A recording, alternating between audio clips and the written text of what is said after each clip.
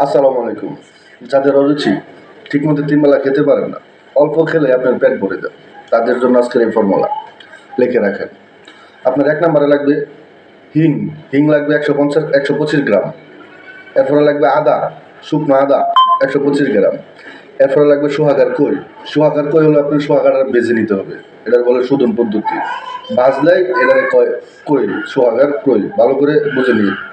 এরপরে লাগবে আপনার সন্দুক লবণ। সন্দুক লবণের আরেকটা নাম আছে, এটা হলো হিমালয় পিঞ্চল।